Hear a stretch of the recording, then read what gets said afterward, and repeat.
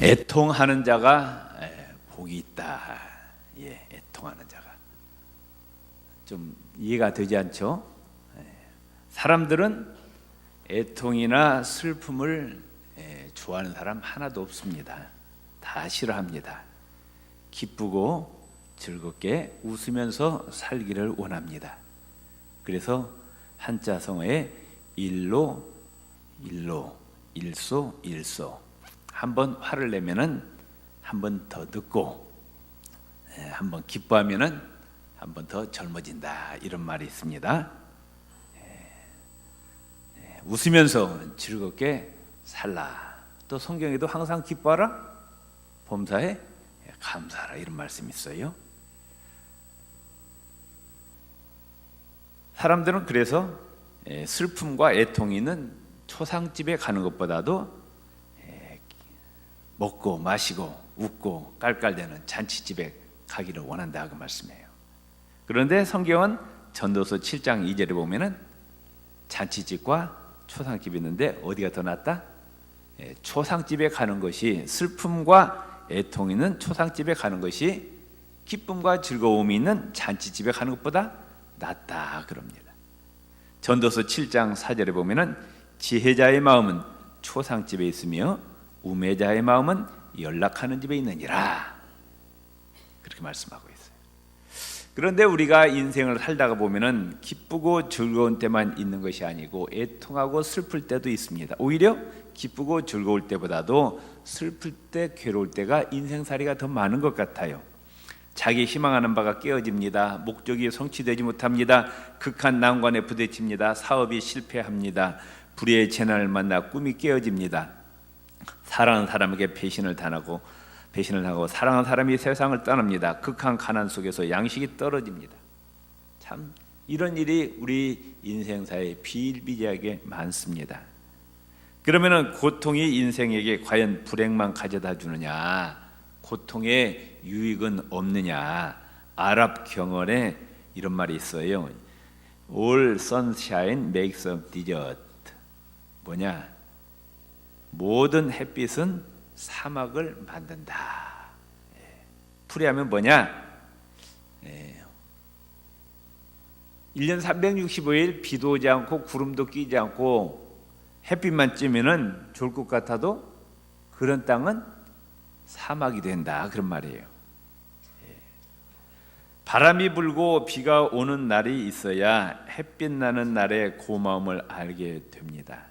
구름이 끼고 비가 내리고 인생살이 내리듯이 인생살이 때로는 슬픔과 애통이 필요하다. 지은 자가 누구인지 알 수 없지만 이런 시가 있습니다. 나는 기쁨과 더불어 한 마일을 걸었다. 내내 기쁨만이 종알거리어 슬기는 나를 떠나버렸네. 나는 슬픔과 더불어 한 마일을 걸었네. 그는 내내 한마디 말도 없어. 오, 나는 배웠네, 가치 있는 것을. 슬픔을 통해서 인생에 가치 있는 것을 배웠다. 물론 애통 그 자체가 복이라고 할 수 없지만은 애통의 골짜기를 통해서 인생의 참된 뜻과 활로를 찾을 수 있다. 로망 이야기하기를 사람이 고통을 경험하지 않고는 창조에 관해서 이야기해서는 안 된다, 그럽니다. 전설에 의하면은 베드로가 새벽에 닭이 울 때마다 통곡을 했다고 합니다. 왜? 그 예수님이 십자가에 붙잡히실 때 닭이 울기 전에 3번 예수님을 부인했습니다. 그 일이 생각나 갖고 평생을 새벽에 닭이 울 때마다 통곡하면서 다시는 주님을 배반하지 않겠습니다. 주님께 생명 바쳐 충성하겠습니다. 그래가지고 평생을 능력 있는 주님의 제자가 되었다. 네빌 탈봇이라는 사람은 이야기하기를 내가 인생의 맨 밑바닥에 내려갔을 때 하나님을 만날 수 있었다. 말할 수 없는 슬픔에 빠져 있을 때, 실패와 절망 속에 빠져 있을 때 하나님을 만난 사람들이 많습니다. 루터는 친구가 벼락을 맞아 갖고 죽은 것에 큰 충격을 받아 가지고 수도원에 들어갔다고 합니다. 철로역정이라는 책이 있죠. 존 버년이 썼는데 어느 날 이제 자기가 군대 생활하는데 보초를 쓰는데 잠깐 어디를 갔다 올 일이 있어서 그 친구에게 대신 보초를 쓰게 하고 자기가 어디를 갔다 왔는데 그만 적한테 저격을 당해갖고 자기 친구가 죽었어요. 그래가지고 거기에 너무너무 큰 충격을 받아서 하나님 앞으로 돌아오게 되었다. 그런 이야기가 있고요. 또 우리가 잘 아는 성 프란시스도 부잣집에서 자랐습니다. 고생 없이 자라던 청년인데 한 번은 죽을 병에 걸려가지고 거기서 다시 한번 인생 문제를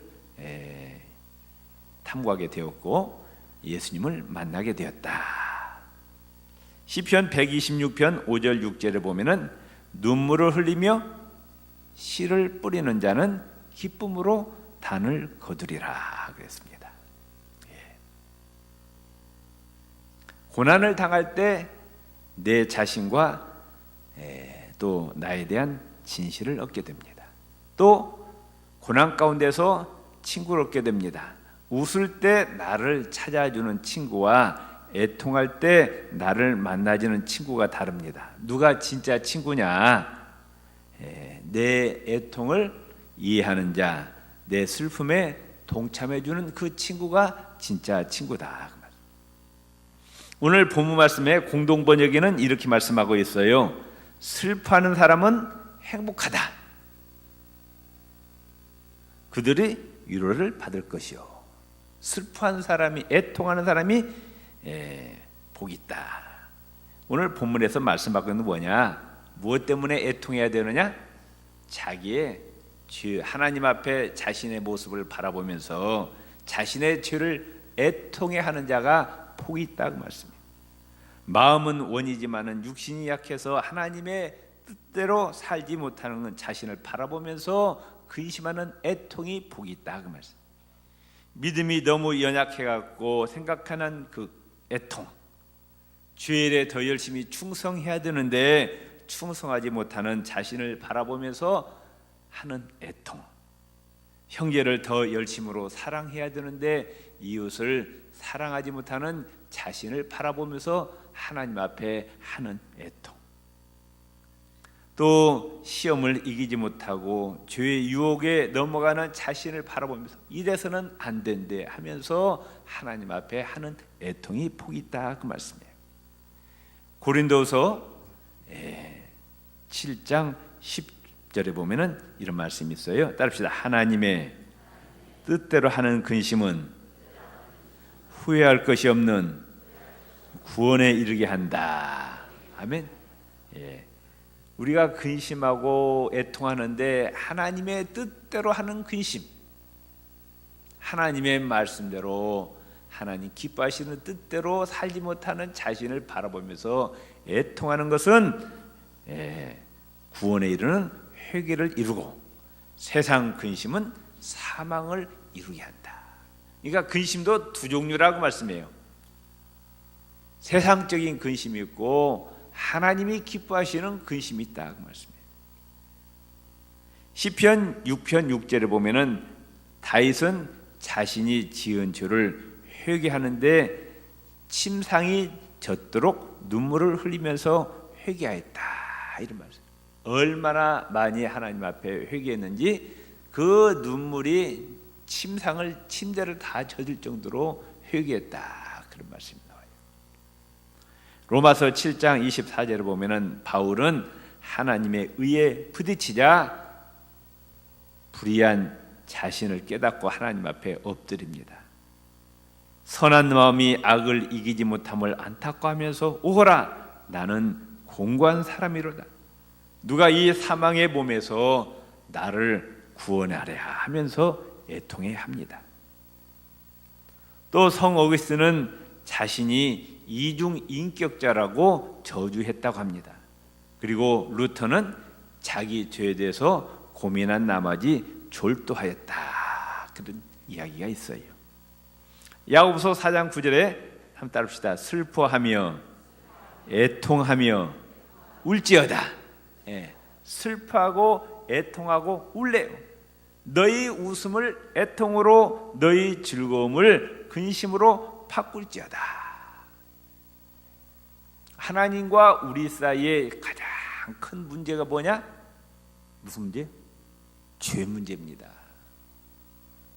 우리 인간은 너도 나도 다 죄 가운데 빠져 있어갖고 말이죠, 죄가 죄인 줄 모르고 죄를 지어도 양심에 가책이 없어요. 네? 참, 특별히 우리나라가 이게 보통 문제가 아니에요.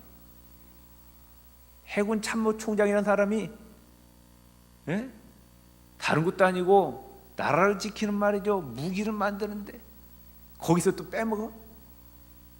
이게 정신 있는 사람이냐고요. 이런 사람이 해군 참모총장이에요? 그리고도 양심에 가책이 없어요. 왜? 너도 나도 다 해먹으니까. 여러분, 나라와 민족을 정말 기도하시기 바랍니다. 이 나라 지금 정신이 썩었어요.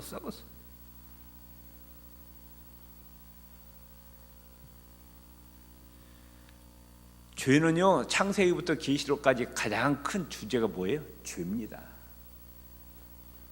죄가 하나님과 낯에 있게 있으면요, 하나님과 교제가 막혀요. 관계가 끊어지는 거예요. 생명과 복의 근원이 되시는 하나님과 죄 때문에 관계가 끊어지면은 뭐가 와요? 생명줄이 끊어지니까 죽음이 옵니다. 복이 끊어지니까 저주가 오는 거예요.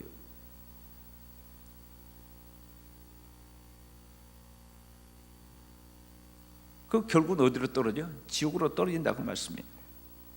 우리는 이 죄의 문제를 심각하게 생각해야 됩니다. 많은 그리스도인들이 보면은요, 하나님 앞에 자기의 죄 문제는 회개하지 않고 무조건 갖고 복만 달래요. 부자만 되게 해달래. 내 사업 잘 되게 해달래. 이건 차후 문제예요. 가장 중요한 문제 뭐예요? 죄 문제입니다. 그래서 올해부터 우리가 예배 시간에 참회 시간이 있는데, 이 사회에서 보면은 죄가 있으면은요, 우리가 아무리 기도해도 응답이 없대요. 아멘. 예. 이 하나님 앞에 나의 죄를 바라보면서 정말 안타깝게 뉘우치면서 애통하고 통회하고 회개할 때 비로소 우리의 죄를 용서받고 하나님과 올바른 관계가 이루어집니다. 그리고 하나님의 자비와 긍휼과 위로와 도심을 받게 된다고 말씀해요. 그래서 시편 51편 17절에 보면은 하나님의, 따릅시다, 하나님의 구하시는 제사는 상한 심령이라. 아멘. 하나님이 제사가 뭐예요? 예배예요. 하나님이 원하시는 예배는 상한 심령이라. 우리가 예배에 임하면서 내가 하나님 앞에 지은 죄를 자백하고 통회하는 그런 마음으로 예배드리라는 말씀입니다. 죄는 자백하지 않고 복만 달래요. 지금 하나님과 나 사이에 죄가 끼어있고 하나님과 나의 교제가 막혀있는데 무슨 놈의 복이 오냐 그 말씀이에요. 무슨 기도의 응답이 오냐 그 말씀이에요. 따릅시다. 하나님이여, 상하고 통회하는 마음을 주께서 멸시하지 아니하시리이다. 아멘. 우리가 나의 죄를 하나님 앞에 자복하고 통회할 때 하나님이 기뻐하시고 절대로 그 사람을 멸시하지 아니하시고 하나님께서 그 사람에게 복을 주신다 그 말. 요엘서 2장 13절에 보면은 너희는 옷을 찢지 말고 마음을 찢으라 그래. 아멘. 옷을 찢지 말고 마음을 찢고 너희 하나님 여호와께로 돌아오라 그랬어요. 아멘. 그러니까 우리가 하나님과의 제일 중요한 문제가 뭐냐? 죄의 문제입니다. 아멘. 죄 문제가 해결돼야 돼요. 청산돼야 돼요. 근데 어떤 분은 이렇게 기도해요. 하나님, 내 죄를 용서해 주세요 그래. 두리뭉실하게 그냥 모든 죄를 용서해 달래. 구체적으로 해야 돼. 구체적으로. 몇 월, 몇 년도, 몇 월, 며칠 어디에서 이러이러한 죄를 지었습니다. 구체적으로 하시라고 말이에요. 두루뭉실하게 하나님 내 죄를 용서해 주세요 그러지 말고. 에? 막스 베버라는 사람은 이렇게 이야기합니다. 회개는 결코 약자의 소극적인 탄식이 아니요 새로운 생의 발전이다. 회개는 한편으로는 캄캄한 길이나 또 한편으로는 한없이 빛으로 돌진하는 길이다. 이와 같이 나의 죄를 숨기지 않고 다 하나님 앞에 토해내고 그 죄를 가지고 정말 회개하고 통회하는 그 사람이 복이 있다. 아멘. 왜? 그럴 때 비로소 하나님께서 예수님의 십자가 보혈로 우리의 죄를 씻어주시고 하나님과의 관계가 회복이 되고 그때부터 기도의 응답이 오고 축복이 온다 그 말씀이에요. 아멘. 두 번째로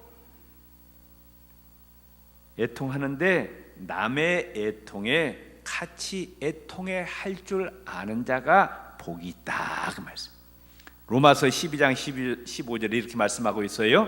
따릅시다. 즐거워하는 자들로 함께 즐거워하고 우는 자들로 함께 울라. 예? 즐거워하는 사람이 있으면 같이 함께 즐거워해주고, 슬퍼하고 고통당하고 애통하는 사람이 있으면 같이 가서 눈물 흘리고 손을 잡고 기도해 주면서 그 애통에 동참해 주는 자가 복이 있다고 말씀해요. 우리가 조용히 귀를 기울여서 우리 사회의 그늘진 곳에서 들려오는 울음소리를 우리가 지금 듣고 계시냐. 자녀를 잃은 부모들의 울음소리, 부모를 잃은 고아들의 울음소리, 이게 들립니까? 남편을 잃은 아내들의 울음소리, 직장을 잃은 실업자들의 울음소리, 고학생들의 울음소리. 며칠 전에 또 이런 뉴스도 하더라. 어머니가 75살인데 치매 걸렸어요. 근데 아들이 56살인데 장애. 그런데 그 장애가 불편함을 이끌고 그 어머니의 똥오줌을 다 받아냈대.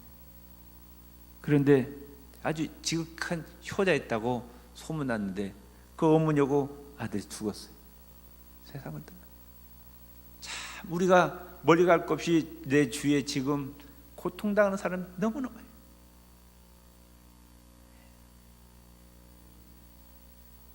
혼자서 사는 독거노인들 많이 있습니다. 소년 소녀 가장들. 이 애통하는 울음소리가 문자 그대로 삼천리 강산에 사무치지만은 이 울음소리에 같이 공감하는 참된 정치가가 얼마나 있고, 참된 사업가가 얼마나 있고, 참된 공무원, 참된 사업가, 참된 그리스도인이 얼마나 있느냐고 말씀해요. 나하고는 관계없다는 거예요. 나 혼자 잘 먹고 잘 살면 된다는 거예요. 우리의 가정만 지켜지면 된다는 거예요.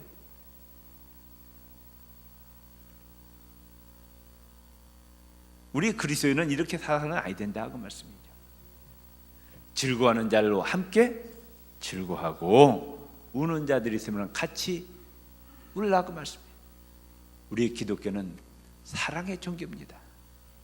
하나님만 사랑하는 것이 아니라 또 이웃도 사랑하라.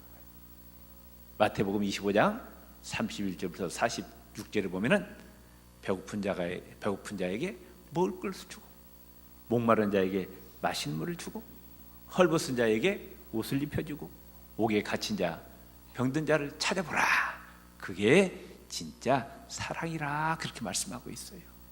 그걸 기준으로 해서 양과 염소로 나누겠다고 예수님 말씀하셨습니다. 우리 구입교회 성도들 특별히 이 추운 겨울에 내 도울 사람 있는지 찾아보시고 열심으로 도와주시기를 바랍니다. 아멘. 그 다음에 세 번째로 남의 죄를 애통하는 자가 복이 있다 그렇게 말씀합니다. 예레미야 선지자는 별명이 눈물의 선지자입니다. 그런데 이 예레미야는 누구의 죄를 위해서 애통했느냐? 자기 민족의 죄악과 조국의 장래를 생각하면서 눈물이 마를 날이 없이 애통하며 기도합니다. 자기 민족이 곧 하나님의 심판을 받고 망할, 빨리 하나님 앞으로 회개하고 돌아와야 되는데 회개하지 않아요. 계속 죄악의 자리에 머물러 있습니다. 멸망당할 자신의 민족을 바라보면서 눈물이 끊이지 않았어요. 로마서 9장에 보면 바울이 이와 같이 고백합니다. 내게 큰 근심과 그치지 않는 고통이 있다. 뭐냐? 자기들의 동족인 유대인들이 예수님을 영접하지 아니에요. 예수님을 배척합니다. 그래서 그 고통이 가슴에 끊어지지 않는다고 해요. 그러면서 바울이 고백하기를 내 자신이 예수 그리스도에게서 끊어질지라도 내 동족과 내 친척이 구원받기를 원한다 그랬어요. 나는 지옥 가도 좋으니까 내 민족이 예수 믿고 구원받기를 원한다. 이게 바울의 고백입니다. 예수님께서 감람산에서 예루살렘을 보시고 예루살렘아 예루살렘아 암탉이 병아리를 모으듯이 내가 너희를 모으려고 한 적이 몇 번이냐고 탄식하면서 통곡하셨어요. 자기 민족이 죄로 말미암아 멸망당할 것으로 생각하실 때 우리 예수님께서 가슴이 메어지면서 아프셔서 통곡하셨다고 말씀해요. 우리는 내 사랑하는 가족 가운데, 내 친구 친척들 가운데 이 나라 임족을 바라보면서 아직도 예수님을 알지 못하고 지옥으로 떨어져가는 그 영혼들을 바라보면서 우리는 눈물로 그 영혼들 위해서 기도해 주시기를 바랍니다. 아멘. 그러니까 내 자신의 죄를 바라보고 눈물을 흘리며 기도하는 자, 남의 애통을 모른 채 하지 않고 그 애통에 같이 동참해 주는 자, 또 남의 죄를 바라보면서 남의 죄를 위해서 중보기도하면서 애통해 하는 자, 이 사람이 복이 있다 이렇게 예수님께서 말씀하셨습니다. 이런 자에게 하나님의 위로와 평안을 주신다고 말씀하십니다. 요한복음 14장 27절에 평안을 너희에게 끼치노니 곧 나의 평안을 너희에게 주노라. 내가 너희에게 주는 것은 세상이 주는 것 같지 아니하니라. 너희는 마음에 근심도 말고 두려워하지도 말라. 하나님께서 그에게 평안을 주십니다. 또한 요한서 1장 9절에 보면은 만일 우리가 우리의 죄를 자백하면 저는 미쁘시고 의로우사 우리 죄를 사하시며 모든 불의에서 우리를 깨끗게 하실 것이요. 아멘. 우리가 죄를 숨기지 않고 다 토설하면은 하나님께서 그 어떤 죄라도 다 용서해 주심을 믿으시기를 바랍니다. 또 성경에 보면은 중보기도할 때 하나님께서 기뻐하셔요. 광야에서 이스라엘 백성들이 죄를 지하고 하나님이 멸망시키려 해버리라고 했는데 모세가 중보기도를 합니다. 그랬더니 하나님께서 그 중보기도를 들으시고 그 민족을 살려주셨어요. 아브라함의 중보기도를 들으시고 롯의 가정을 살려주십니다. 아멘. 우리는 내 이웃에 아직도 예수 믿지 않는 자들, 또 이 나라 이 민족을 위해서 중보기도해 주시기 바랍니다. 아멘. 하나님은 나만 위해서 기도하는 것보다도 내 이웃을 위해서 중보기도할 때 하나님께서 기뻐하셔요. 아멘. 많은 중보기도 하면서 체험 얻은 자들이 나만 위해서 내 가족만 위해서 기도할 때보다도 남을 위해서 기도하니까 응답이 빨랐다, 이런 간증을 들은 적이 있습니다. 우리는 나라와 민족을 위해서, 선교사님들 위해서, 저 북한 땅을 위해서, 한국교회를 위해서, 또 우리 구육교회를 위해서, 여러분 주위에 있는 아직도 예수 믿지 않는 영혼들을 위해서 기도해 주시기를 바랍니다. 또한 시편 16편 11절에 보면은 주께서 생명의 길로 내게 보이시리니 주의 앞에는 기쁨이 충만하고 주의 우편에는 영원한 즐거움이 있나이다. 죄를 바라보고 애통하는 자에게 하나님께서 기쁨과 즐거움을 주신다 약속하셨습니다. 그에게 또 영원한 위로를 주십니다. 사망에서 생명으로 옮겨집니다. 요한복음 5장 24절에 내가 진실로 진실로 너희에게 이르노니 내 말을 듣고 또 나 보내신 줄 믿는 자는 영생을 얻었고 심판에 이르지 아니하나니 사망에서 생명으로 옮겼느니라. 죄를 용서받으면은, 예수님을 영접하면은 모든 죄를 용서받고 사망에서 생명, 영생으로 천국으로 옮겨집니다. 아멘. 또한 요한계시록 7장 17절에 보면은 이는 보좌 가운데 계신 어린 양이 저희의 목자가 되사 생명수 샘으로 인도하시고 하나님께서 저희 눈에서 모든 눈물을 씻어 주실 것이므로라.